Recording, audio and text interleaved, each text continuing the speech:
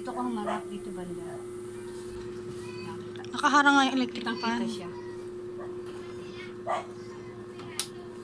Beng, ito na tito oh. Tingnan mo tito. Kawayan mo Jun. Beng, tito oh. Ito na sitwasyon ni tito. Hindi na makakain ng ayos. Naka-blender yung pagkain. Dinudurog ko yung gamot. Tapos ito, kailangan siyang buhatin para makakain pa upo. Hindi na makapagsalita. Kalahating katawan hindi na naigagalaw. Naka-diaper na. Ito na sitwasyon ng tito mo. Kung kaya mo siyang tulungan, tulungan mo sa abot na makakaya mo. Lahat ng pagkain niya, biniblender ko na.